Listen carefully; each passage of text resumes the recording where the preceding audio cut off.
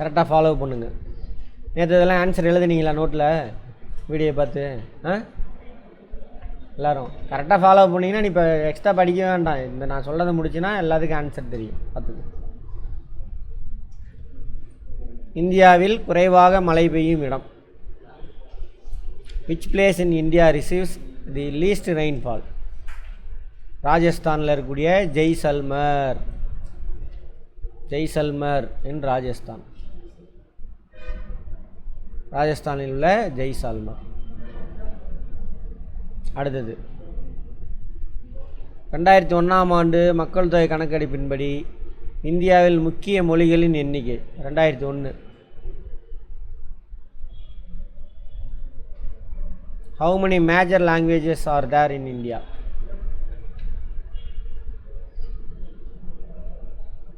மொத்தம் 22 மொழி இருக்குது மேஜராக.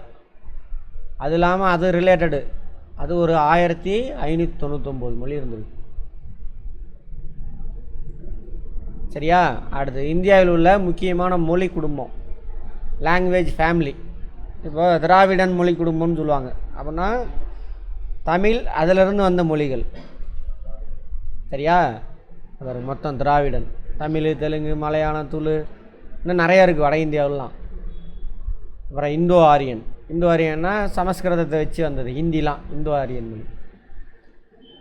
ஆஸ்ட்ரிக் அப்படின்னு ஒரு லாங்குவேஜ், அந்த வடகிழக்கு மாநிலங்களில் பேசுகிறதுன்னு நினைக்கிறேன். சீன திபெத்தியன், ஜம்மு காஷ்மீர், சிக்கிமு அங்கெல்லாம் பேசுவாங்க. மொத்தம் எத்தனை மொழி குடும்பம் இருக்குது?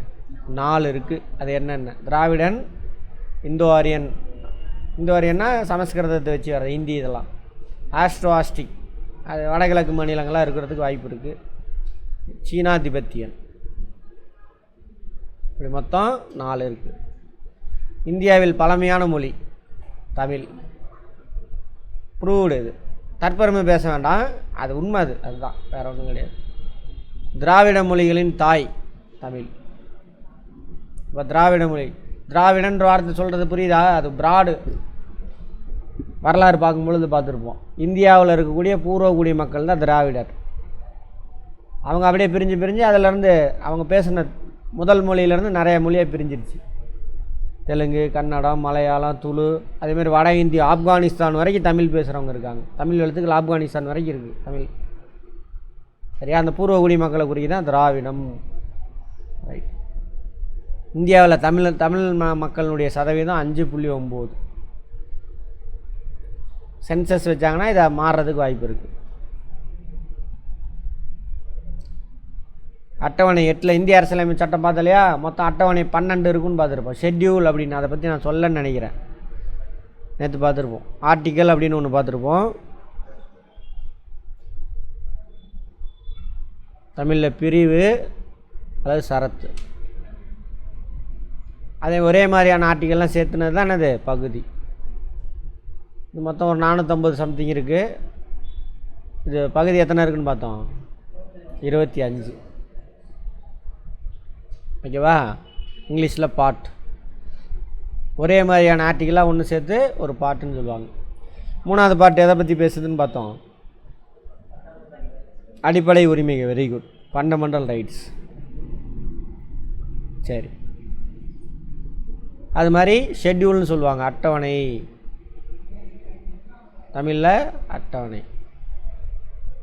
இணைப்புகள் மாதிரி ஒரு புக்கில் பின்னாடி உள்ளே கொடுக்க முடியாதுன்னா பின்னாடி அட்டாச்மெண்ட்ஸ் கொடுத்துருப்பாங்களா, அது மாதிரி மொத்தம் எத்தனை அட்டவணை சார் இருக்குன்னா, ஒரிஜினலாக 1950 அரசியலமைப்பு சட்டம் நடைமுறைக்கு வரும் பொழுது 8 இணைப்புகள். அட் ப்ரெசன்ட் 12 இணைப்புகள் இருக்குது. அட்டவணைகள், ஷெட்யூல்ஸ் மொத்தம் எத்தனை? 12. அதில் 8வது அட்டவணையில் தான் ஷெட்யூல்டு லாங்குவேஜஸ் அப்படின்னு கொடுத்துருக்காங்க. அட்டவணை 8, ஷெட்யூலு 8ல் மொத்தம் ஒரிஜினலாக பார்த்தீங்கன்னு வச்சுக்கோங்க, எல்லாம் தாண்டிட்டோமா?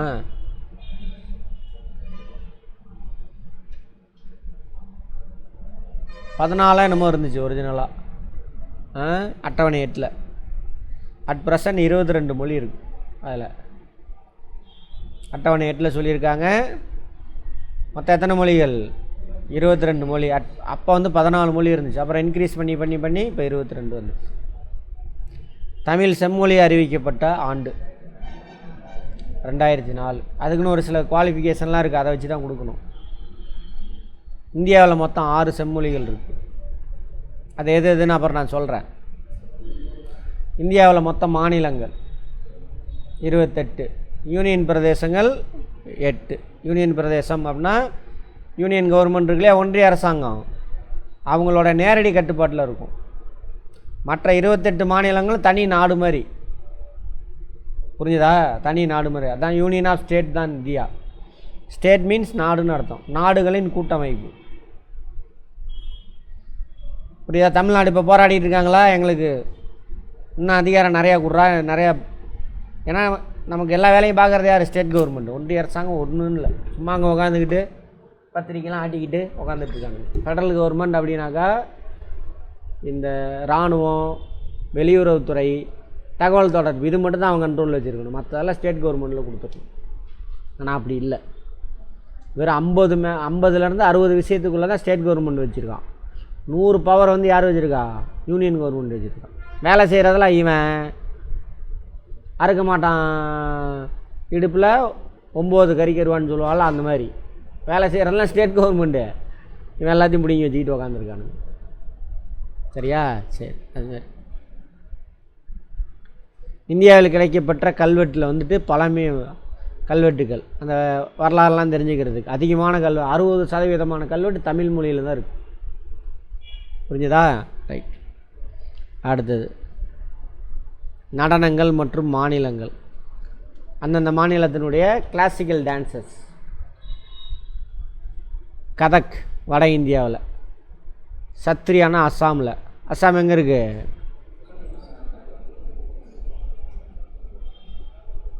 இங்கே இருக்கும், வடகிழக்கு மாநிலம்.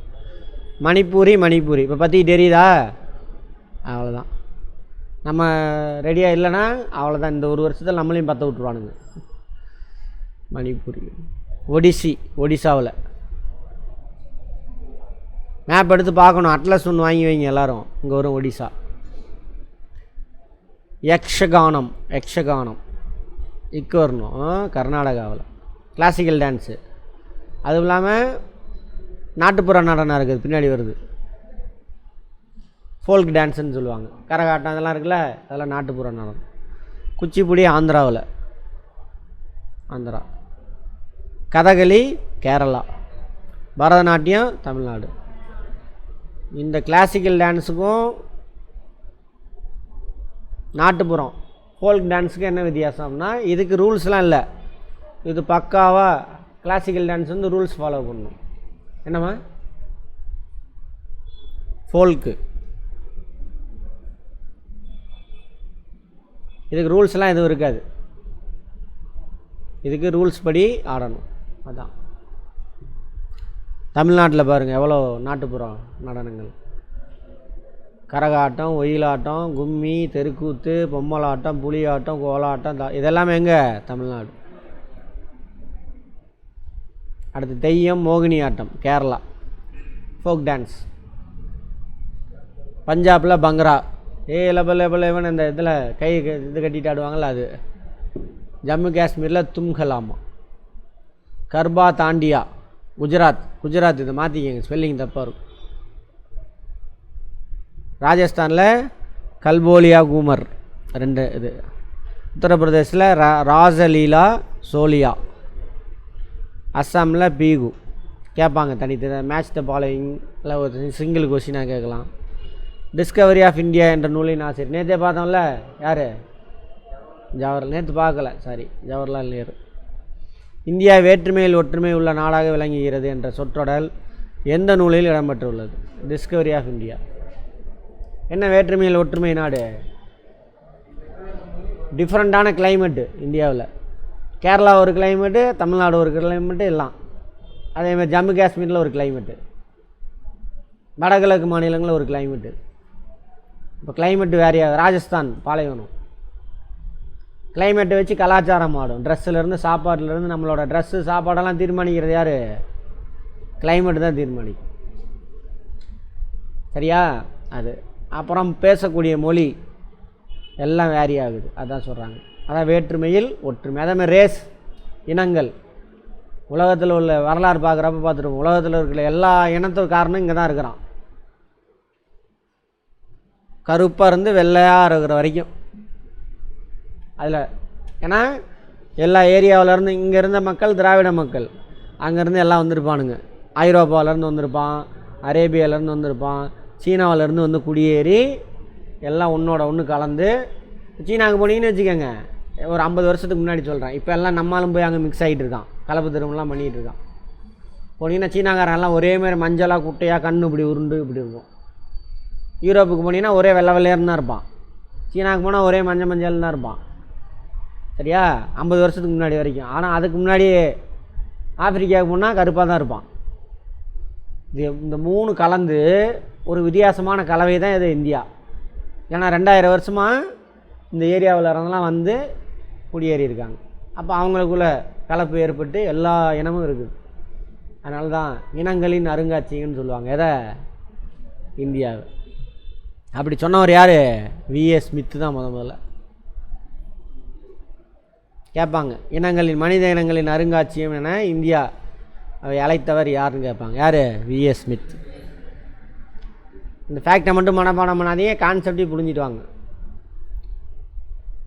இந்த முன்னாடி வந்துருச்சு இல்லைங்க, ரைட். அவ்வளோதான். இது வந்து எந்த பாடம்னா 6th அண்டர்ஸ்டாண்டிங் டைவர்சிட்டி, வேற்றுமையில் ஒற்றுமையோடு இருக்குது இந்தியா அப்படிங்கிறத புரிய வைக்கிறது. 6th டேர்ம் 1 இருக்குது. அடுத்தது 8th ஸ்டாண்டர்ட். 8th ஸ்டாண்டர்டில் செக்குலரிசம்னா மதச்சார்பின்மை அப்படின்னு அர்த்தம். அரசாங்கம் எந்த மதத்தையும் சாராது. அரசாங்கம், மக்கள் அவன் எந்த மதத்தை வேணாலும் ஃபாலோ பண்ணிக்கலாம். இந்தியா எப்படிப்பட்ட நாடு?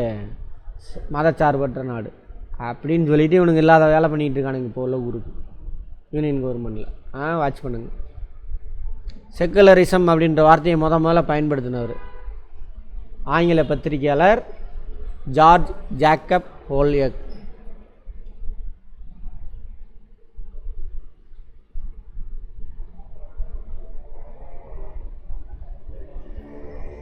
ஓகேவா? இங்கிலீஷில்.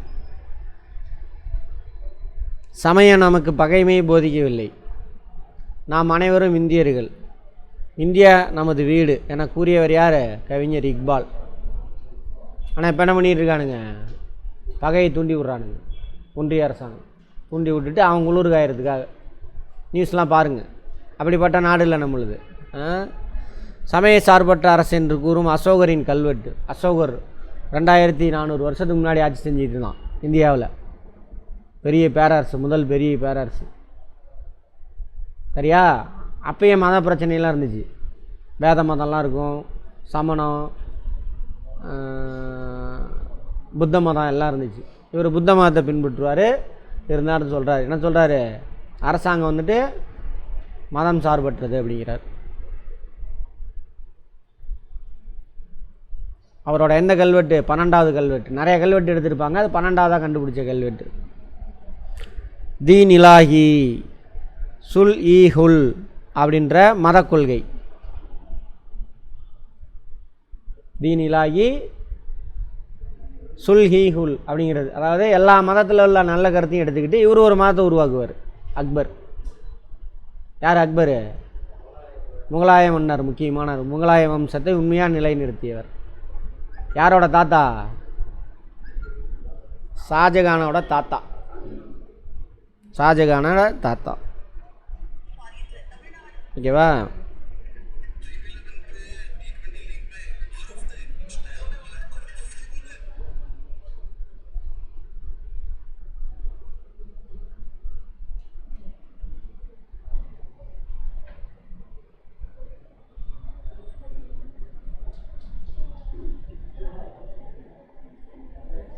சரியா? ரைட். இதெல்லாம் அந்த கொஸ்டின் படிச்சுட்டு இது பார்த்தீங்கன்னா அது ஒரு எஃபெக்டாக இருக்கும். அடுத்தது முகவரை, ப்ரியாம்பிள் அப்படின்னு சொல்லுவாங்க இங்கிலீஷில். ப்ரியாம்பிள்.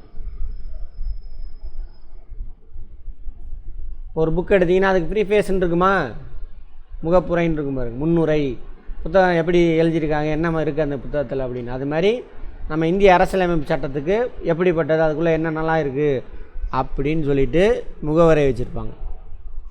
அந்த முகவரையில் சமய சார்பற்ற செக்குலரிசன்ற வார்த்தையை சேர்த்துவாங்க. ஃபஸ்ட்டில் கிடையாது, 1950 நடைமுறைக்கு வருதில்ல, அப்போ இருக்காது. 1976 42வது சட்ட திருத்தம், அரசியலமைப்பு சட்ட திருத்தம், இங்கிலீஷில் அமெண்ட்மெண்ட் அப்படிம்பாங்க. சட்ட திருத்தம், அமெண்ட்மெண்ட். அதில் கொண்டு வருவாங்க. இங்கிலீஷ்க்கு நான் பாருங்கள், நான் அப்புறம் எடுத்து எழுதுனதுக்கப்புறம் நான் சொல்கிறேன். ஆன்சர் கீ அனுப்புகிறேன், அதை எடுத்து பார்த்து எழுதிக்கங்க. சும்மா எழுதக்கூடாது, பார்த்து காப்பி அடிச்சிங்கன்னா மைண்டில் நிற்காது. கேள்வி கேட்டுட்டு எடுத்து பார்க்கணும். அடுத்தது கஜுராஹோ கோயில் அப்படிம்பாங்க. கஜுராஹோவில் ஒரு கோயில் இருக்குது, சரியா, இந்து கோவில். அந்த கோயிலில் பார்த்திங்கன்னா நிறையா பாணி, இந்திய பாணியிலான கோபுரம், சமண விதானம், அது ஒரு மதம். இது இந்து மதத்தோட கோபுரம் இருக்குல்ல, நம்ம கோயில் இருக்குல்ல அதோட கோபுரம். சமண மதம் இருக்குல்ல அந்த டைப்பில், புத்த மதத்தோட டைப்பு, அப்புறம் இஸ்லாமிய பாணி, இத்தனை மதம் இருக்குது. இது எல்லாத்தையும் கலந்து ஒரு கோயில் கட்டியிருக்கானுங்க. அந்த கோயில் எங்கே இருக்குது? கஜுராஹோவில் இருக்குது. 9ஆம் நூற்றாண்டு வரணும், இவன் 19ன்னு போட்டிருக்கான். சரி,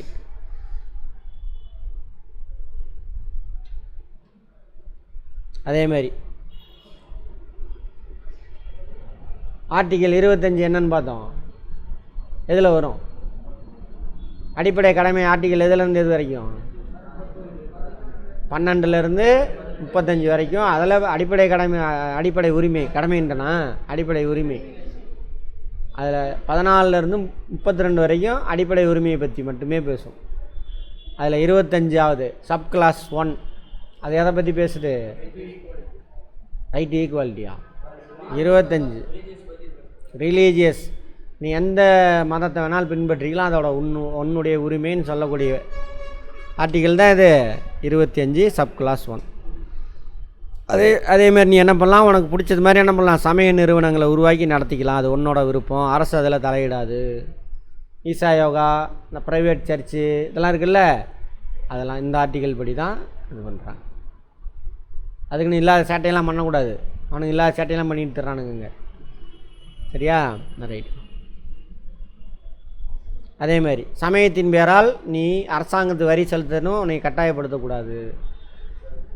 கொஞ்சம் கட்டுறல்ல, எஜுகேஷன் செஸ்ஸு ஜிஎஸ்டிலாம் கட்டுறீங்கள, நீ சமயத்தை வளர்க்குறதுக்காக வரி கட்டுற அப்படின்னு சொல்லக்கூடாது அரசாங்கம். அப்படி ஏதாவது சட்டம் வந்துச்சுன்னா நீ எதிர்த்து போராடலாம், கேஸ் போடலாம், எல்லாமே. அப்படி சொல்லக்கூடிய ஆர்டிக்கல் எது? 27. அதே மாதிரி அரசு அல்லாத அரசு நிறுவனங்களில் வந்து பார்த்திங்கன்னு வச்சுக்கோங்க, அரசு கல்வி நிறுவனங்கள் எங்கேயுமே அல்லது அரசு உதவி பெறும் கல்வி நிறுவனங்களில் அந்த மாணவ மாணவிகளை மத போதனையில் பங்கேற்கிறதுக்காக வற்புறுத்தக்கூடாது. அந்த மாணவ மாணவி அவங்களுடைய பெற்றோர் விரும்பினா போய் என்ன பண்ணலாம், மத போதனையில் கலந்துக்கலாம். புரிஞ்சுதா?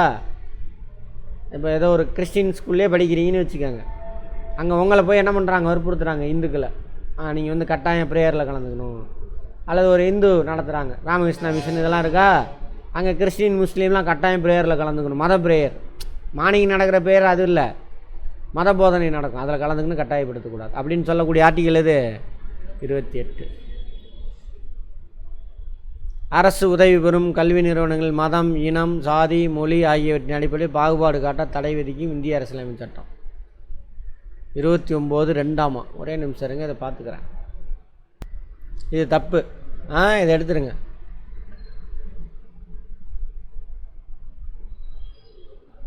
இது வேண்டாம், அந்த கொஸ்டின் அழிச்சிருங்க.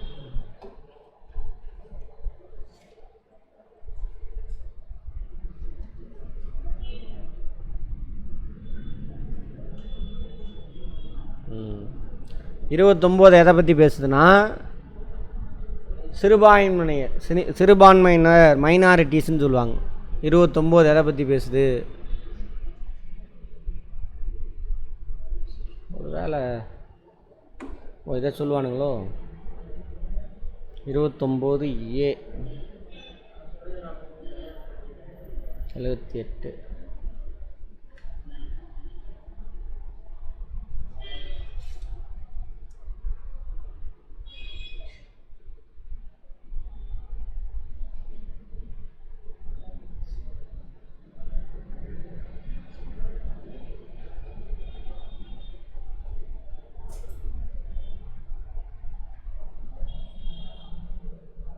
ஓகே, கரெக்டு தான், அது இருக்கட்டும். 29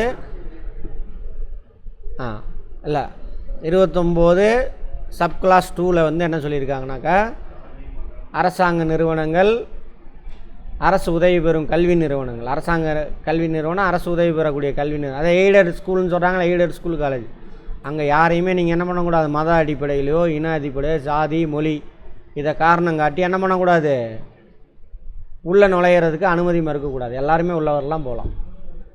சரியா? அதே ஆர்டிகல் 29 என்ன சொல்லுது அப்படின்னாக்கா, சப்கிளாஸ் 1 அல்லது 29 மைனாரிட்டிஸ், சிறுபான்மையினர் அப்படின்னு சொல்லுவாங்க. 2 விதமான சிறுபான்மையினர் இருக்காங்க இந்தியாவில். ஒன்று மத சிறுபான்மையினர். எல்லாமே கேள்வி மதத்தின் அடிப்படையில். இப்போ இந்து மதம்னு சொல்கிறாங்களா, அது பெரும்பான்மை மதம். அப்புறம் இருக்கக்கூடிய சீக்கியம், புத்தம், ஜெயினிசம், கிறிஸ்டின், முஸ்லீம், இவங்களாம் சிறுபான்மை, மத சிறுபான்மையினர். அடுத்து மொழி சிறுபான்மையினர், லிங்குவிஸ்டிக் மைனாரிட்டிஸ் இங்கிலீஷில்.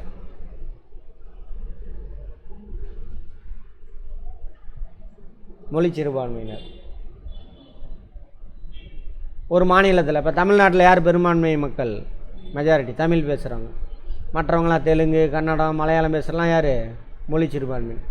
குஜராத்தி பேசுகிறவன், ராஜஸ்தானி பேசுகிறவன், போஜ்புரி, ஹிந்திக்காரெல்லாம் ஒருத்தம் கூட கிடையாது. ஹிந்தி தாய்மொழி வச்சு ஒருத்தம் கூட கிடையாது. சரியா? ஹிந்திக்காரன்னு சொல்லுவீங்க வட இந்தியம் ஃபுல்லாக. நீங்கள் ஆமாம், தாய்மொழி என்னடா நீங்கள் அப்படின்னு கூப்பிட்டு கேளுங்க. பீகாராக இருக்கட்டும், மத்திய பிரதேசமாக இருக்கட்டும், வீட்டில் பேசுகிற மொழி தாய்மொழி. ஹிந்தி யாருக்குமே தாய்மொழி கிடையாது இந்தியாவில். சரியா? ரைட். அந்த மாதிரி அவன்லாம் யார், தமிழ்நாட்டில் மைனாரிட்டிஸ். வேறு மாநிலங்களில் தமிழ் யாராக இருப்பான், மைனாரிட்டிஸ். அந்த மாதிரி இந்த மாதிரி மைனாரிட்டிஸ் என்ன பண்ணலாம், கல்வி நிறுவனங்களையும் நடத்திக்கலாம் அப்படின்னு சொல்கிறாங்க. அதுதான் வந்து ஆர்டிகல் 29. அந்த கல்வி நிறுவனங்களில் இந்த மதம், இனம், சாதி, மொழி அடிப்படையில் பாகுபாடு காட்டக்கூடாது அப்படிங்கிறது என்னது, 29 சப்கிளாஸ் 2 ஆர்டிகல். அடுத்து அக்பரின் கல்லறை எங்கு உள்ளது, ஆக்ரா அருகில் சிக்கந்தாரா. ஏன் அதை ஸ்பெசிஃபிக்காக சொல்கிறாங்கன்னா, அந்த அக்பரோட கல்லறை வந்துட்டு இந்திய பாணி கோயில்லாம் இருக்குல்ல, அந்த டைப்புலையும் இருக்குது. அதே நேரத்தில் அவங்க இஸ்லாமிய பாணி 2 டைப்பு சேர்ந்து கட்டியிருக்காங்க. யாரோட கல்லறை, அக்பரோட கல்லறை. சரி, அடுத்தது என்னை எங்கே தேடுகிறீர்கள், நான் உன்னுடன் இருக்கிறேன். புனித யாத்திரையிலோ சின்னங்களிலோ அல்ல, தனிமையிலும் அல்ல, கோயில்களிலோ மசூதிகளிலோ அல்ல, காபாவிலோ கைலாசத்திலோ அல்ல, நான் உன்னுடன் இருக்கிறேன் ஓ மனிதா, நான் உன்னுடன் இருக்கிறேன் என கூறியவர் கபீர். கபீர் யார் சார் அப்படின்னாக்கா, ஒரு பக்தி இயக்கத்தில் தலைவர், பக்தி இயக்கத்தை சார்ந்தவர் கபீர் அப்படிங்கிறவர். அப்போ என்ன சொல்கிறாரு, மதம் கிதம் அதெல்லாம் இல்லை, கடவுள் எங்கே இருக்கார், உன் கூட தான் இருக்கிறேன், இந்த ஜாதி மதம் இதெல்லாம் எனக்கு எதுவுமே கிடையாது அப்படிங்கிற மாதிரி சொல்கிறார். சொன்னவர் யார், இந்த ஸ்டேட்மெண்ட்டை சொன்னது யாருங்க, கபீர். அடுத்தது தேர்வு 2, தேசிய சின்னங்கள், நேஷ்னல் சிம்பல்ஸ்.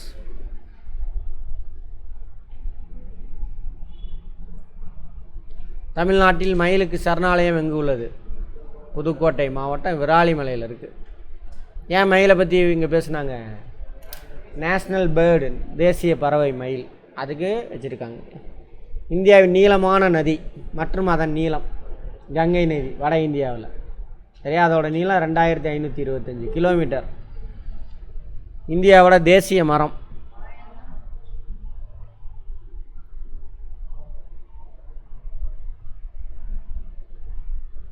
சரியா? ஆலமரம். அது அறிவிச்ச ஆண்டு 1950. இந்தியாவின் தேசிய பறவை அது மயில், அது அறிவிச்ச ஆண்டு 1963. இந்தியாவின் தேசிய ஆறு கங்கை 2008 தான் அறிவிக்க, அதான் நீளமான ஆறு. இந்தியாவின் தேசிய நீர்வாழ் விலங்கு 2010 அறிவிக்கிறாங்க ஆற்று ஓங்கில், அதாவது டால்ஃபின். கண்ணு தெரியாதும்பாங்க அதுக்கு, டால்ஃபின்.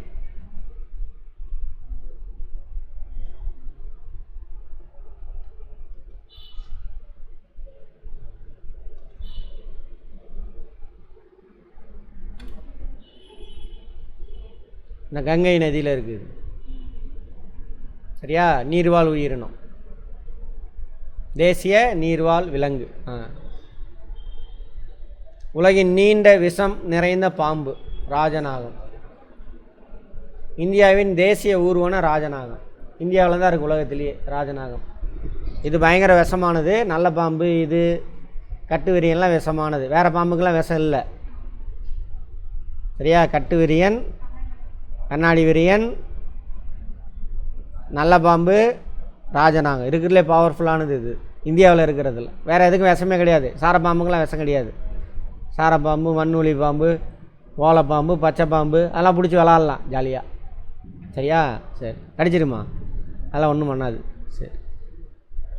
அது எந்த பாம்புன்னு முதல்ல தெரியணும். நீங்கள் போய் எல்லா பாம்பையும் பிடிச்சிடாதீங்க.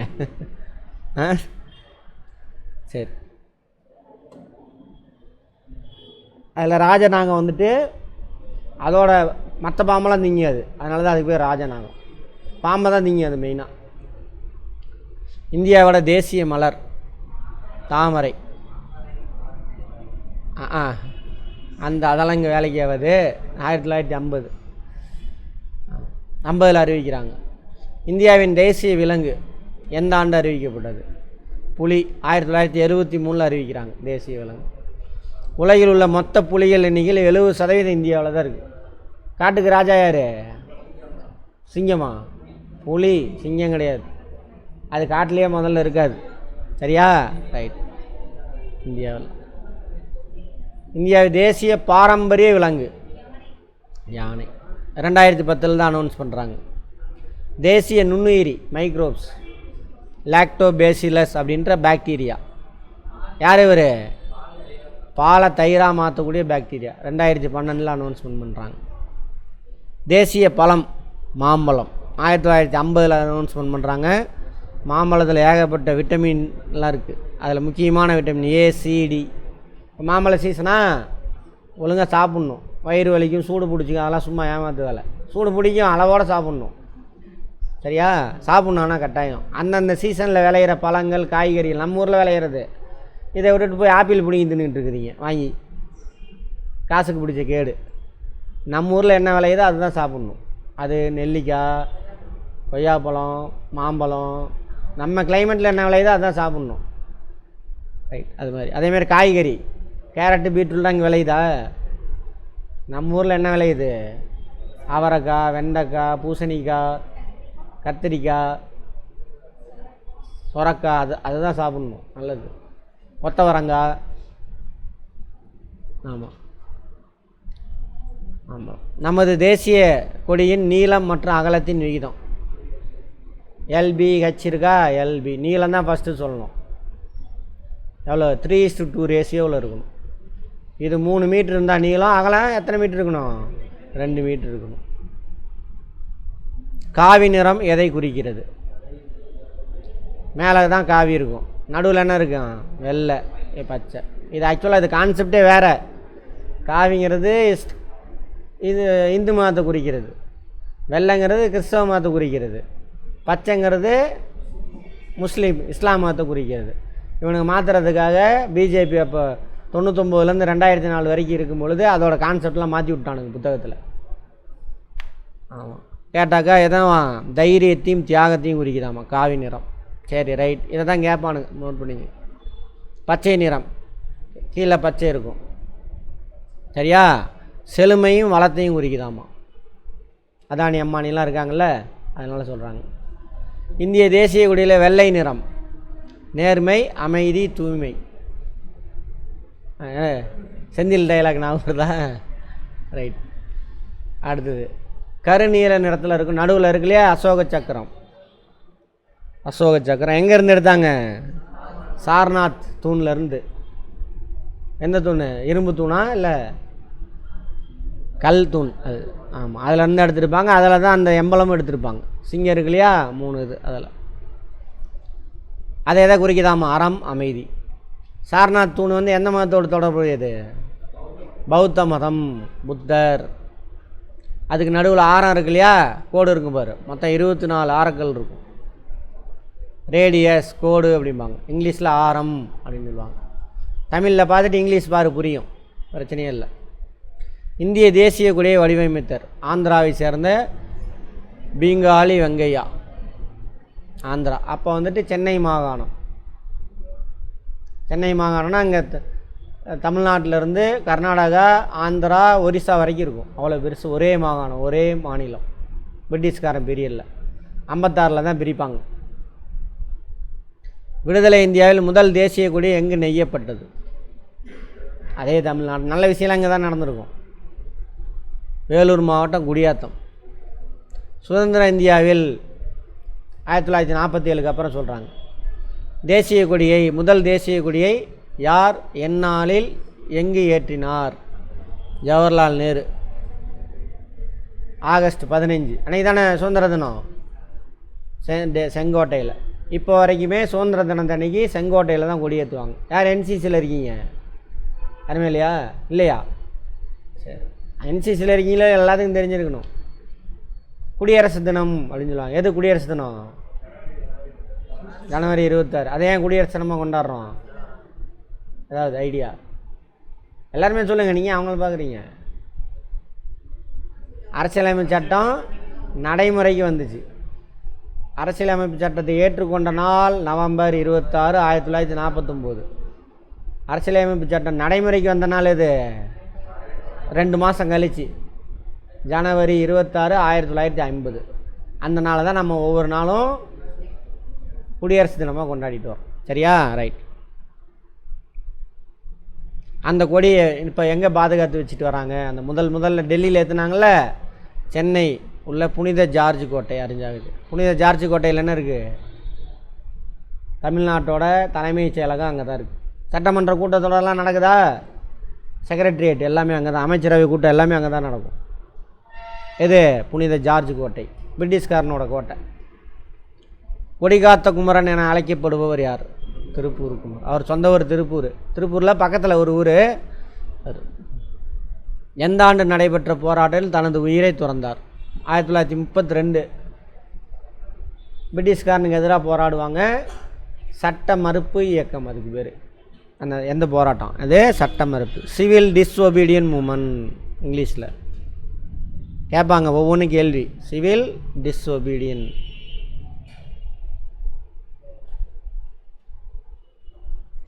இந்தியாவின் தேசிய இலச்சினை எது? எம்பளம். அது எங்கேருந்து எடுக்கப்பட்டது? 4 முக சிங்கம். 3 முகம் தான் தெரியும் 2Dயில். அதில் 4 முகம் இருக்கும். எங்கேருந்து எடுத்தாங்க? சாரநாத் தூணில் தான் இருந்துருப்பாங்க. அதோட பாட்டமில் தான் என்ன இருக்கும்? அசோக சக்கரம் இருக்கும். அதுதான் கொடி நடுவில் வச்சுருக்காங்க.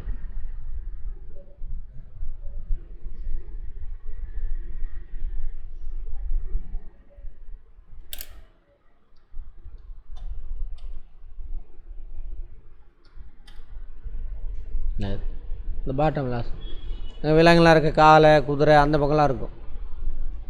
அந்த பக்கம் ஒரு சிங்கம் இருக்கும். சரியா? சாரநாத் தூணில் இருந்தால் இது எடுத்துருப்பாங்க.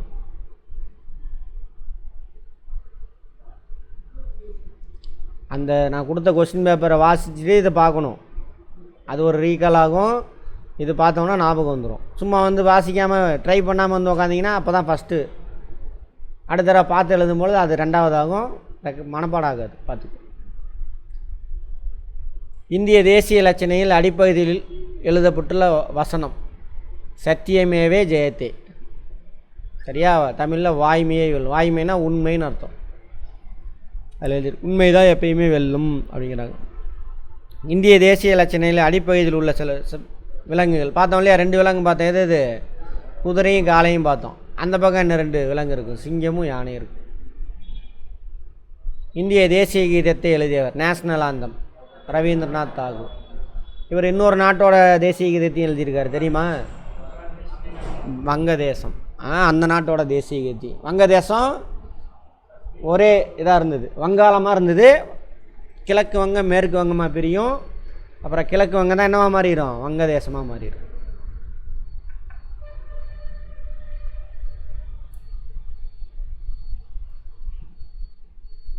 ஹிஸ்ட்ரி எல்லாமே அட்டன் பண்ணுங்கள். இதான் இங்கே தான் வங்கம் இருக்கும். கர்சன் பிறப்பு பிரிப்பான், இது கிழக்கு வங்க இது மேற்கு வங்கன்னு. இங்கே முஸ்லீம் அதிகமாக இருப்பாங்க, இங்கே முஸ்லீம் அல்லாதவங்க அதிகமாக இருப்பாங்க.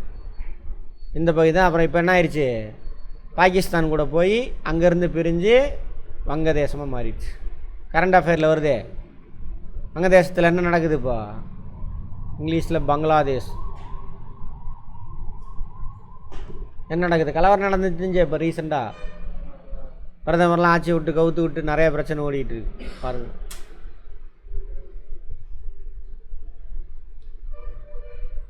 எந்த மொழியில் எழுதினார் அவர், எந்த நாடு, வங்க மொழியில் தான் எழுதியிருப்பார், அவ்வளோதான். இந்த இந்திய தேசிய கீதத்தை ஏற்றுக்கொள்ளப்பட்ட நாள் ஜனவரி 24, 2 நாளைக்கு முன்னாடி. 26 அரசியலமைப்பு சட்டம் நடைமுறைக்கு வருது. வந்ததுக்கப்புறம் குடியரசு நாடு முழுவதும் கொண்டாட போகிறாங்க. அப்போ கொடியேற்றணும். எந்த கொடிடான்றப்ப சரி கொடியேற்றி பாட்டு பாடணும். அப்போ எந்த பாட்டு பாடுறதுங்கிறப்ப இதை எடுத்துக்கிறாங்க. தேசிய முதலில் பாடப்பட்டு 1911 பாடியிருப்பாங்க. டிசம்பர் 20 கொல்கத்தாவில் நடைபெற்ற இந்திய தேசிய காங்கிரஸ் மாநாடு. அதாவது 1905 என்ன பண்ணுவாங்கன்னா, வங்காளத்தை பிரிச்சுடுவார் கர்சன் பிரபு. ஹிஸ்ட்ரியில் பார்ப்போம். அதுக்காக போராட்டம் பண்ணுவாங்க. போராட்டம் பண்ணுறது தான் சுதேசி இயக்கம், சுதேசி மூமெண்ட் அப்படின்னு சொல்லுவாங்க 1905. அப்புறம் போராட்டம் நடக்கும். அப்போ பிரிச்சதை தான் போடான்றோம். அப்புறம் இந்த கர்சன் அப்புறம் மீண்டும் என்ன பண்ணுவாங்க, வங்காளத்தை இணைப்பாங்க 1911. அது இணைப்பு நடந்தவுடனே இந்த மாநாடு நடக்கும், காங்கிரஸோட மாநாடு. வரலாறில் பார்ப்போம் இதெல்லாம். அப்போ பாடுறாங்க முதல்ல இந்திய தேசிய காங்கிரஸினுடைய கூட்டத்தில் பாடுறாங்க. கேட்பாங்க 1911 இந்திய தேசிய காங்கிரஸ் கூட்டம் எங்கே நடந்துச்சுன்னு கேட்பாங்க. எங்கே, கொல்கத்தாவில். கொல்கத்தா எங்கே இருக்குது, வங்காளத்தில் தலைநகரம். இந்திய தேசிய கீதத்தை பாடி முடிக்க எடுத்துக்கொள்ள வேண்டிய காலம் 52 செகண்ட்ஸ். இந்திய தேசிய பாடல், தேசிய கீதம் வேறு, தேசிய பாடல் வேறு. இது நேஷ்னல் ஆந்தம், இது நேஷ்னல் சாங். பங்கீம் சந்திர சாட்டர்ஜி, பங்கீம் சந்திர சாட்டர்ஜி. வந்தே மாதரம் இருக்குல்ல, அதான் இந்திய தேசிய பாடல். இது ஒரு நாவலில் இருந்திருக்கு, கதை. அதிலேருந்து எடுத்தாங்க. எந்த நாவல் அப்படின்னா ஆனந்த மடம். எழுதினவர் யார், பங்கீம் சந்திர சாட்டர்ஜி. தேசிய உறுதிமொழி யாரால், எந்த மொழியில் எழுதப்பட்டது. உறுதிமொழி இருக்குல்ல, அந்த உங்கள் ஸ்கூல் புக்கிலலாம் இருக்கும் பாருங்கள். நாங்களாம் ஒற்றுமையாக இருப்போம், எல்லாம் அது எல்லாம் கடந்து இது பண்ண மாட்டோம் அப்படின்னு சொல்லிட்டாரு. பிரிமாரி வெங்கட சுப்பாராவ் தெலுங்கில் எழுதியிருக்காங்க முதல்ல தேசிய உறுதிமொழி. இந்திய தேசிய நாள் காட்டி கேலண்டர், சாகா கேலண்டர். காலையில் வரலாறு அட்டன் பண்ணவங்களுக்கு தெரியணும். சாகா யார் பதவி ஏற்றுக்கிட்டது, கனிஷ்கர் பதவி ஏற்றுக்கிட்டது. சாகாம்பாங்க. எந்த ஆண்டு ஏற்றுக்கிட்டாரு, கிபி 78, கிபி 78 கனிஷ்கர். அதை தான் ஒன்றிய அரசாங்கத்தினுடைய நாள்காட்டி. தமிழ்நாட்டு அரசாங்கத்துடைய நாட்காட்டி தமிழ் நாட்காட்டி. அது மாதிரி ஒன்றிய அரசாங்கத்துக்கு சகா. யார் பதவி ஏற்றுக்கிட்ட ஆண்டு, சகாப்தம் துவக்கம் கனிஷ்கர். நாங்கள் போட்டுருக்கோம். இந்த இங்கே கீழே வருது. இந்திய தேசிய நாட்காட்டி ஏற்றுக்கொள்ளப்பட்ட நாள் 1957. இந்திய தேசிய நாட்காட்டி பரிந்துரை செய்த குழு மேக்நாத் சாகா அவர் தலைமையிலான நாட்காட்டி சீரமைப்பு குழு. எல்லாமே கேள்வி, எதை வேணாலும் கேட்பாம பார்த்துங்க. தேசிய நாட்காட்டி ஆண்டின் முதல் நாள் மார்ச் 21 அல்லது 22. மார்ச் 21 அல்லது 22. அதே 22 வருது. லீப் இயர் வந்தாக 22 வரும், அவ்வளோதான் லீப் இயர். சரியா, ரைட். ஆடுவோமே பல்லு பாடுவோமே என்ற பாடலின் ஆசிரியர் பாரதியார். இதான் சுதந்திர தினத்தனுக்கு அகில இந்திய வானொலி இருக்கு இல்லையா, அதில் பாடுவாங்க. யார் பாடினது, டிகே பட்டம்மாள். இது ஒரு கேள்வி, இது ஒரு கேள்வி. சுதந்திர தினத்தன்னைக்கு தேசிய வானொலியில் ஆடுவோமே பல்லு பாடுவோமே பாடலை பாடியவர் யார், அந்த பாடல் எழுதுனது யாருன்னு கேட்பாங்க. அடுத்தது, ஒவ்வொரு ஆண்டும் சுதந்திர தினத்தன்று டெல்லியில் யார் எங்கே குடியேற்றுவோம்? அப்போ தான் பேசணும். டெல்லியில் யார் எங்கே குடியேற்றுவாங்க? செங்கோட்டையில். சுதந்திர தினமாக இருந்தால் செங்கோட்டையில் யார் ஏற்றுவா? Prime minister ஏற்றுவார். குடியரசு தினமாக இருந்தால் குடியரசுத் தலைவர் ஏற்றுவார். எங்கே? ராஜ்பாத்துன்னு பழைய பேர். இவங்க வந்தோன்னே மாற்றிட்டாங்க. ஏன்னா கடமை தவறாதவங்க இவங்க. யார் இப்போ? இவங்க ரொம்ப நேர்மையானவங்க.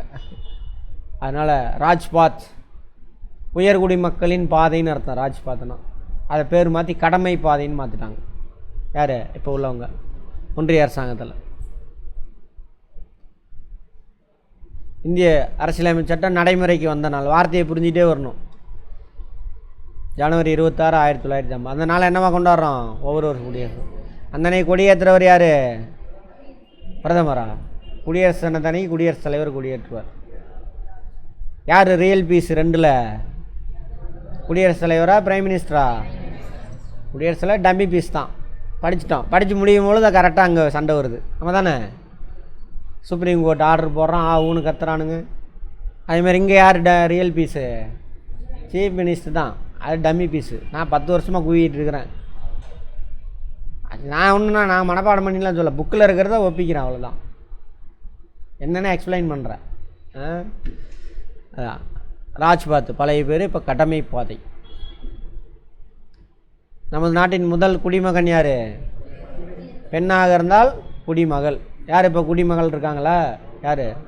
திரௌபதி. இதெல்லாம் கரண்ட் அஃபேர். அதெல்லாம் டெல்லியில் குடியரசு தின விழா முடிந்த பிறகு பாசறைக்கு திருப்புதல் விழா நடைபெறும் நாள். பாசறைக்கு திருப்புதல்னா குடியரசு தினத்துக்காக என்ன பண்ணுவாங்க? இராணுவ வீரர்கள் அணிவகுப்பு நடத்துகிறாங்கல்ல, ஜனவரி 26. இராணுவ வீரர்கள், அந்த என்எஸ்எஸ், என்சிசி கேடட்ஸு எல்லோரும் போயிருப்பாங்க. அப்புறம் எல்லா மாநிலத்திலேருந்து மாநிலத்தினுடைய அந்த அலங்கார வண்டி இதெல்லாம் வந்துருப்பாங்க. அவங்கள எல்லாத்துக்கும் ஒரு பார்ட்டி கொடுத்து அனுப்பி வைப்பாங்க. அதுக்கு பேர் தான் பாசறை திரும்பும் நாள். ஜனவரி 29. 26 முடியுது, 29 அந்த ஃபங்க்ஷன் நடக்கும். அப்போ நைட்டு ராஷ்டிரபதி பவன் பார்த்துருக்கீங்களா?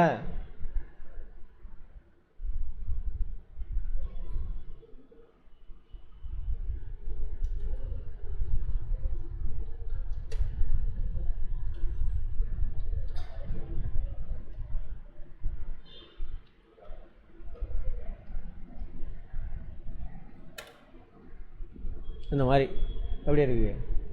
அது முன்னாடி எல்லாத்தையும் உட்கார வச்சுட்டு ஃபுல்லாக அது இது கூட தான் இருக்குது. இந்த பாருங்கள், அப்படி இந்த இடத்துல தான் எல்லாம் உட்காந்துருப்பாங்க.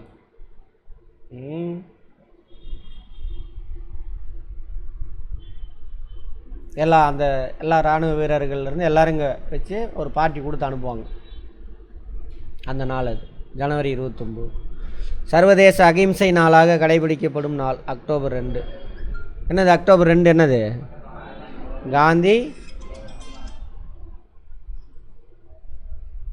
காந்தி இறந்த நாள். இறந்த நாளா? காந்தி பிறந்த நாள். காந்தி ஜெயந்தி கொண்டாடுறாங்களா? ரைட். அடுத்து, இந்திய அரசியலமைப்பு சட்டம். இந்திய அரசியலமைப்பு நிர்ணய சபையால். நிர்ணய சபைன்னா என்னது? சொன்னால ஒரு குழு போடுவாங்க, 450 சில்லர் இருப்பாங்க. அந்த குழு ஏற்றுக்கிட்டது. 1946 அந்த அமைப்பை உருவாக்குவாங்க. இந்திய அரசியலமைப்பு சட்ட நிர்ணய சபை, கான்ஸ்டிடியூவன்ட் அசம்பிளின்னு. அது ஃபைனலாக ஏற்றுக்கிட்ட நாள் தான் எது? நவம்பர் 26. அதுக்கப்புறம் 2 மாதம் கழித்து அது நடைமுறைக்கு வரும். ஓகேவா? காங்கிரஸின் எந்த கூட்டத்தில் முழு ஸ்வராஜ்யம்? காங்கிரஸ் 1885 உருவாக்குவாங்க காங்கிரஸை. அதிலேருந்து வேறு போராட்டங்கள் நடத்திக்கிட்டு இருப்பாங்க. எனக்கு முழு சுதந்திரம் தான் வேணும் அப்படின்னு முதல்ல கோரிக்கை வச்சது எங்கே சார்? எந்த மாநாட்டில்னா 1929 லாகூர் மாநாடு. அது வரைக்கும் வேறு பிரச்சனை தான் செஞ்சுக்கிட்டு இருப்பாங்க. ஒன்று பாதி சுதந்திரம் கொடு, எங்களுக்கு நாட்டுக்கு ராணிய தலைவராரு, சரியா? எல்லாமே சொல்லுவாங்க. எங்கள் நாட்டுக்கு ராணிய தலைவராக இருக்குது, எல்லாமே சொல்லுவாங்க.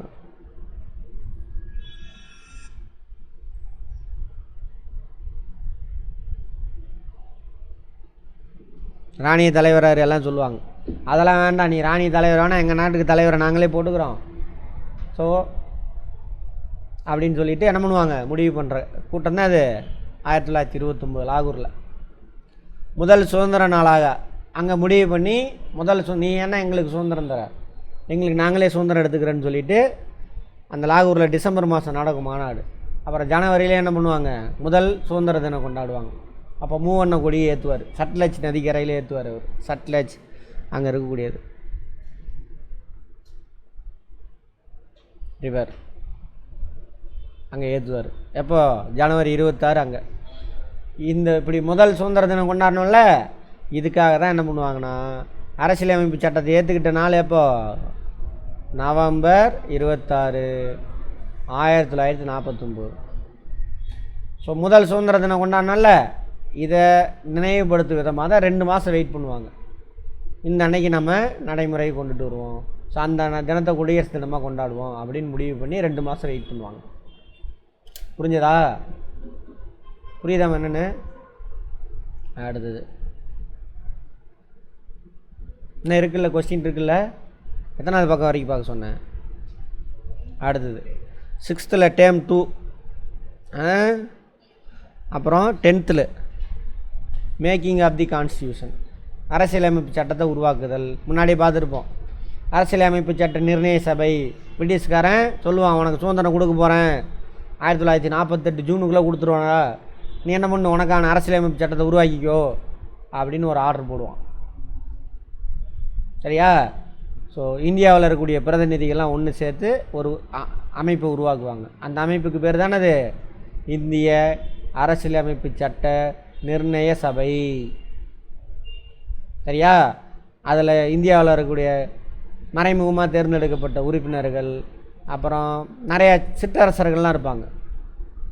சுதேசி கிங்டம்ஸ் அப்படின்னு சொல்லுவாங்க. மைசூர் ராஜா, ஹைதராபாத் ராஜா, அப்புறம் அந்த கேரளாவில் இது மாதிரி அது ஒரு 200-300 பேர் இருப்பாங்க. அவங்களுடைய பிரதிநிதிகள்லாம் ஒன்று சேர்த்து மொத்தம் எத்தனை பேர் இருந்தாங்கன்னா 389 பேர் இருந்தாங்க. கேட்பாங்க, இந்திய அரசியலமைப்பு சட்ட நிர்ணய சபையில் மொத்தம் எத்தனை உறுப்பினர் இருந்தாங்க. அப்புறம் அந்த 389 பேர்லேருந்து நிறைய குழு போடுவாங்க. அதில் ஒரு குழுவை முன்னாடியே பார்த்துருப்போம், இந்திய அரசியலமைப்பு சட்ட வரைவு குழு, அதில் ஒரு குழு. இவங்க நிறையா குழு நிறைய பேரை பிரித்து விட்ருவாங்க. அவங்க போய் ஒரு 60 நாட்டோட அரசியலமைப்பு சட்டத்தெல்லாம் எழுத்து படித்து பார்த்து நல்ல விஷயம்லாம் எடுத்துகிட்டு வந்து டிஸ்கஸ் பண்ணுவாங்க. ஆனால் அது பொய், அது வேறு. அதுக்கு முன்னாடியே ஒரு டீம் 2-3 பேர் உட்காந்து, அதிகார வர்க்கத்தை செஞ்ச ஒரு 3 பேர் உட்காந்து ஃப்ரேம் பண்ணிடுவானுங்க. அதை கொண்டு வந்து இவங்க கையில் கொடுத்துருவாங்க வரைவு குழுக்கிட்ட. அதில் போராடி அவங்க மாற்றுவாங்க அம்பேத்கர் இவங்கெல்லாம். அதனால தான் அம்பேத்கருக்கு பேர் என்ன, அரசியலமைப்பு சட்டத்தின் தந்தை. இந்திய அரசியலமைப்பு சட்டத்தின் வரைவு குழுவுக்கு அவரை தான் தலைவராக போட்டிருப்பாங்க. அதில் ஒரு குழு தான் அது. சரியா? எதுக்கு? நாளைக்கு ஏதாவது பிரச்சனை அம்பேத்கர் மேலே தூக்கி போட்டுடலாம் பள்ளியை. எப்பயுமே அவனுங்க திருடனுங்க. நல்லது செஞ்சால் நான் செஞ்சேம்மா, குழந்த மாதிரி. குழந்தை என்ன பண்ணும்? ஏதாவது நல்லது நடந்தால் அதுவே செய்யாட்டி நான் தான் செஞ்சாங்க. ஏதாவது தப்பாயிருச்சுன்னு வச்சுக்கோ, அப்பா செஞ்சார், அக்கா செஞ்சார், அண்ணன் செஞ்சிச்சு அப்படின்னு சொல்லிடும். அவன் தானே? அதே திருடனுங்க தான் அவனுங்க, அதே வேலை தான். அடுத்தது இந்திய அரசியலமைப்பு சட்ட நிர்ணய சபை எந்த ஆண்டு நிறுவப்பட்டது? 1946. இந்திய அரசியலமைப்பு சட்ட நிர்ணய சபை மன்றம் எப்படி வேணாலும் சொல்லலாம். ஒன்றுக்கு மேற்பட்டவங்க சேர்ந்தானே அது சபையில் அது மன்றம்.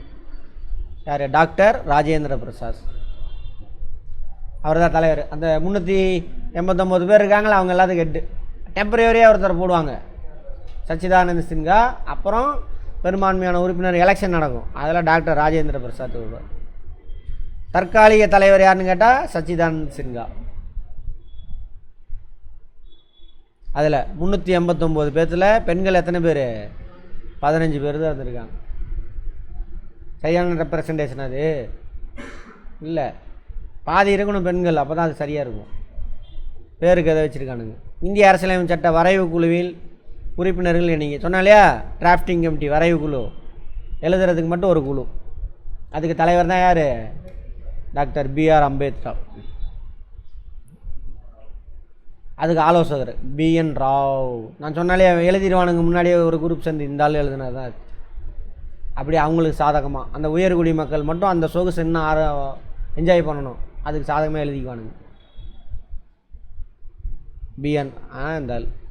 இந்திய அரசியலமைப்பு சட்ட வரைவு குழுவின் முதல் கூட்டம் நடைபெற்றது December 9, 1946.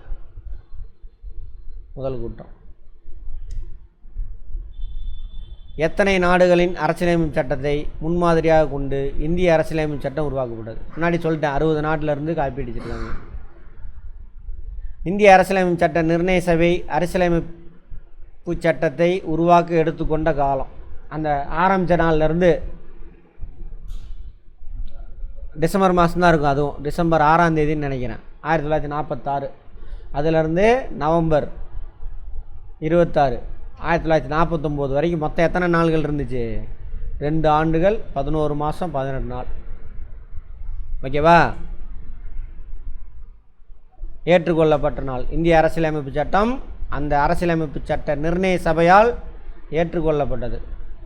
Constitution accepted by the அல்லது adapted by the constituent assembly. எந்த டேட்டில்? நவம்பர் 26. அதுக்கான செலவு அவனுக்கு வந்தது போனது, டிஏடிஏ கொடுத்தது, போக்குவரத்து செலவு, லைட்டு செலவு எல்லாம் சேர்த்து 69 லட்ச ரூபா. அப்போது அத்தனை நாளைக்கு. முகப்புரையில் எவ்வாறு வரையறை செய்கிறது? இந்தியா எப்படிப்பட்டதுன்னு சொல்லிட்டு. இந்தியா இறையாண்மை கொண்ட நாடு. இறையாண்மை அப்படின்னாக்க இங்கிலீஷில் சாவேரினிட்டி அப்படிம்பாங்க.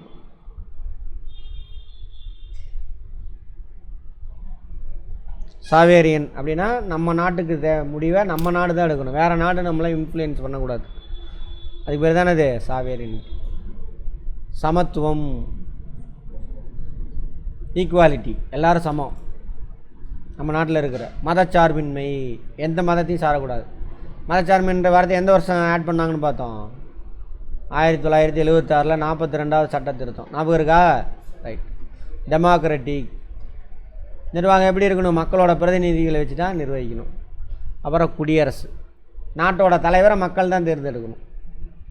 குடியரசு இது வந்து டெமோக்ராட்டிக், மக்களாட்சினா. குடியரசுனா ரிபப்ளிக்.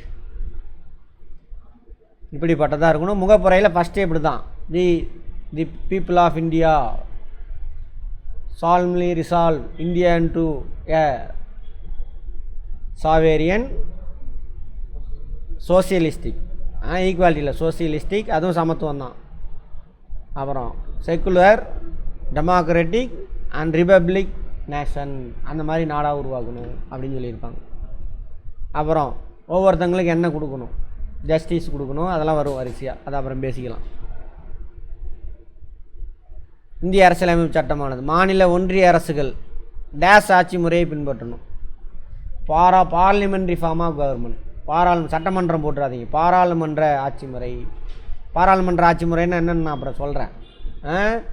அமெரிக்கா பார்த்தீங்க அப்படி யுஎஸ்ஏ இருக்குல்ல, அதெல்லாம் வந்து பிரசிடென்சியல் ஃபார்ம் ஆஃப் கவர்மெண்ட், அதிபர் தலைமையிலான அரசாங்கம். சரியா? அது வேறு செட்டப்பு. அதையும் நம்மளதையும் போட்டு இன்னும் குழப்பிட்டு கிடக்குறானுங்க. அதனால தான் பிரசிடென்ட் பெருசா, பிரைம் மினிஸ்டர் பெருசான்லாம் பிரச்சனை நடந்துக்கிட்டு இருக்குது. அது வேறு செட்டப்பு, நம்மளுது வேறு செட்டப்பு. இங்கிலாந்து மாதிரி நம்மளுது பார்லிமெண்ட்ரி ஃபார்ம் ஆஃப் கவர்மெண்ட், பாராளுமன்ற முறையிலான நிர்வாகம், அரசாங்கம். அப்படின்னா என்னன்னு நான் அப்புறம் சொல்கிறேன். சரியா? சரி. இந்திய அரசியலமைப்பு சட்டத்தில் வழங்கப்பட்டுள்ள அடிப்படை உரிமைகள் எத்தனை? அவற்றின் பிரிவுகள் எவை? அன்றைக்கி பார்த்தோமா 6 இருக்கும் அப்படின்னு. 5, 6வது இது 5 மொத்தம். 6வது எதை கொடுக்குறாங்க? இதெல்லாம் கிடைக்கல அப்படின்னா நீ கோர்ட்டுக்கு போகலாம். எங்கே போகலாம்? சுப்ரீம் கோர்ட்டுக்கு போகலாம். டைரெக்டாக வேறு எந்த கேஸுக்கும் டைரெக்டாக சுப்ரீம் கோர்ட்டுக்கு போக முடியாது.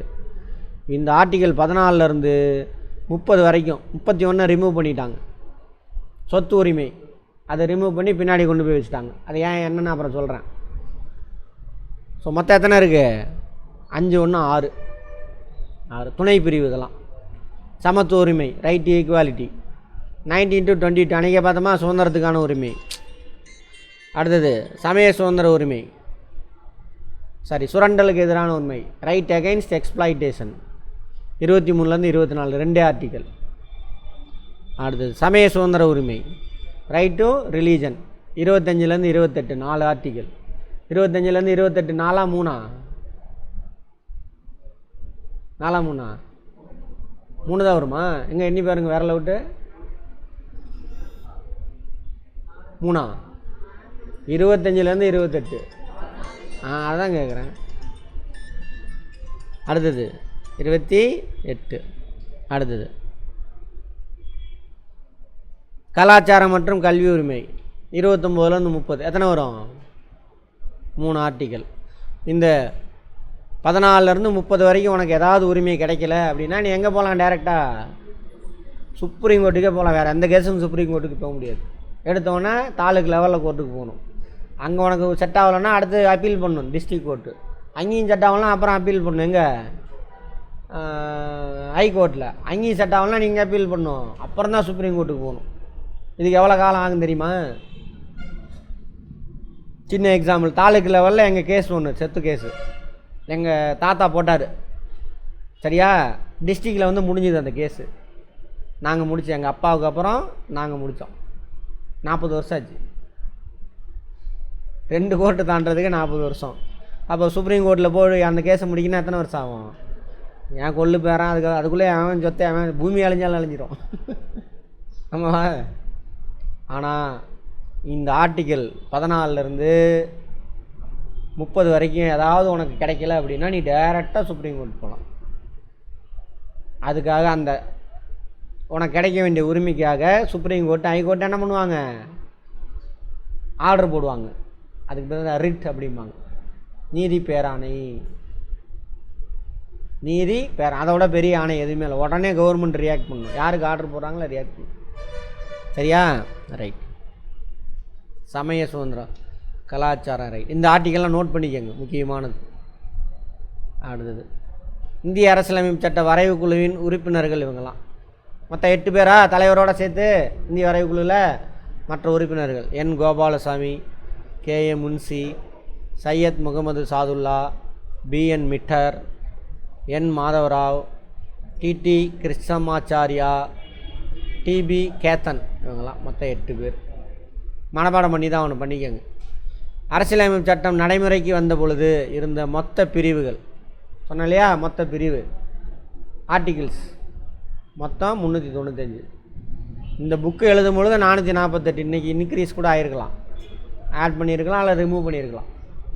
அடுத்து இந்திய அரசியலமைப்பு சட்டம் நடைமுறைக்கு வந்த பொழுது இருந்த மொத்த பகுதி 22 பகுதி. ஒரே மாதிரி ஆர்டிக்கல்லாம் கிளப் பண்ணி ஒரு பாட்டுன்னு வச்சுருவாங்கன்னு பார்த்தோம். ஆர்டிக்கல் 12லேருந்து 35 வரைக்கும் எந்த பாட்டு? 3 ஃபண்டமெண்டல் ரைட்டு. அதெல்லாம் ரொம்ப முக்கியமானது பார்த்துக்கோங்க. மொத்தம் 25 இருக்குது. கடைசி ஆட் பண்ண பாட்டு எதுக்குன்னு தெரியுமா? ஆர்டிக்கல்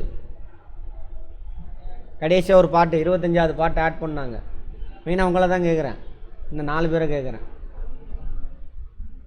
எங்கே உங்கள் ஊரில் ஸ்டாலின் ஒருத்தர் வருவார் உங்கள் கிளாஸில்? எங்கே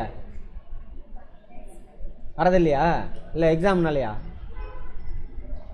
வரமாட்டா அப்படியா? இனிமேலா வருவாங்க. சரி சரி.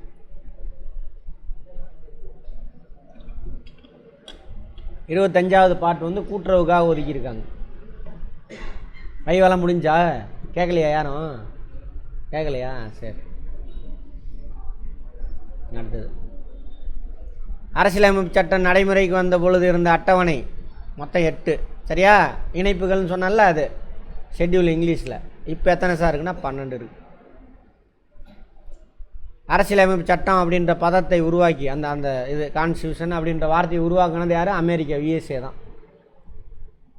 இவன் இருக்கான், இங்கிலாந்து இருக்கும், பிரிட்டிஷ் இருப்பான். அவன் எழுதப்படாத அரசியலமைப்பாங்க. அங்கே நம்மளது மாதிரி புக்கு மாதிரி இருக்காது. இந்த இதுதான் ஒரிஜினல் அரசியலமைப்பு சட்டம். இது மாதிரி எழுதி வச்சுருக்க மாட்டாங்க. எங்கே? இங்கிலாந்தில். இப்போ எழுதப்படாத அரசியலமைப்பு சட்டம் எங்கே இருக்குது? இங்கிலாந்தில், பிரிட்டனில்.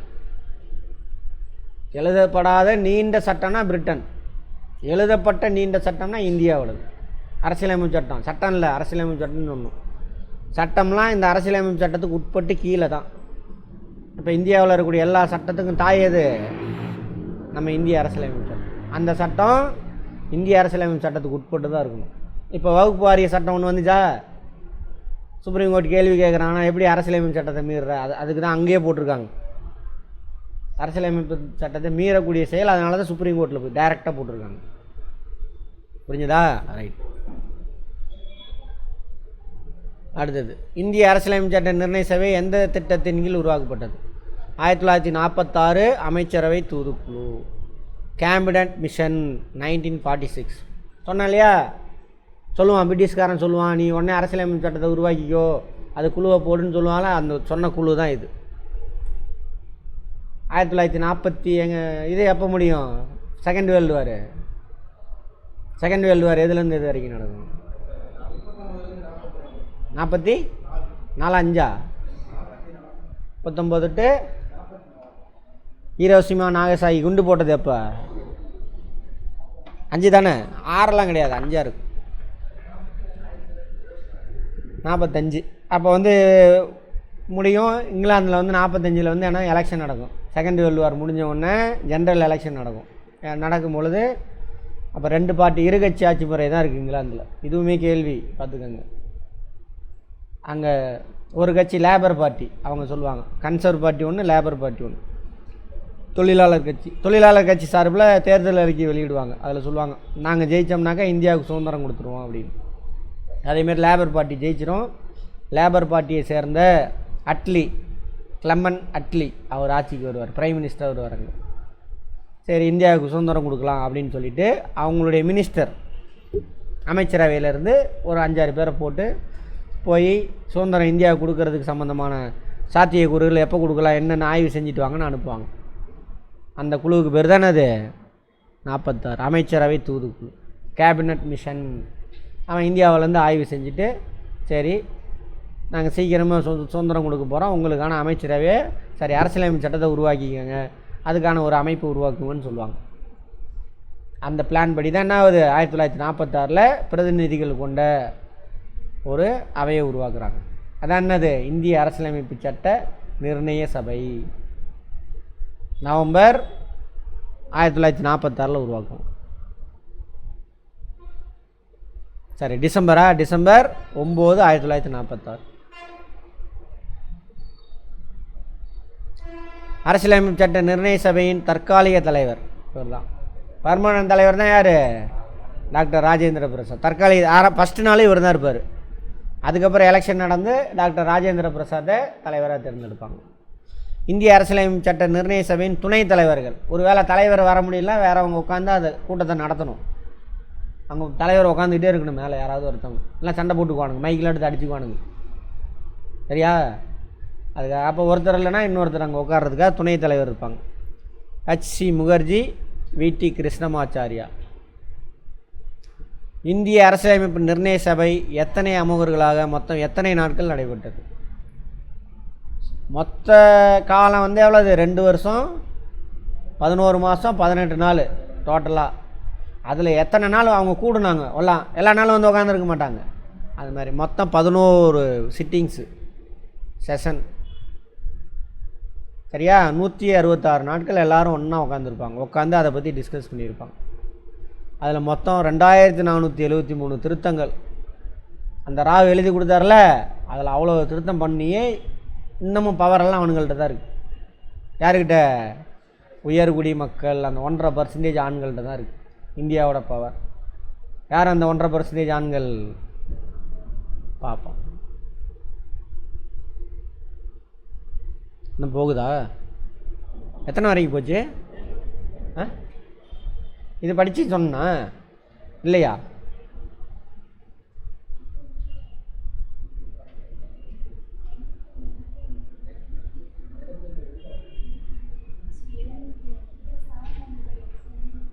எது வரைக்கும் படிக்க சொன்னேன்?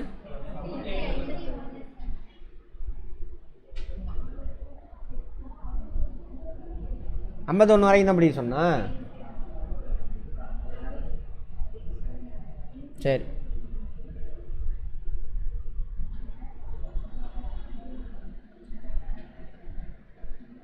இங்கிலீஷில் எந்த கேள்வி வரைக்கும் இருக்குமா? கடைசி கொஸ்டின் இங்கிலீஷில்.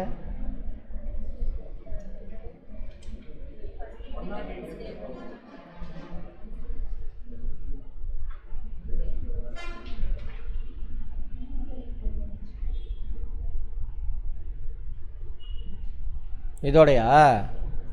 சரி, அப்போ நாளைக்கு பார்த்துக்குவாரு.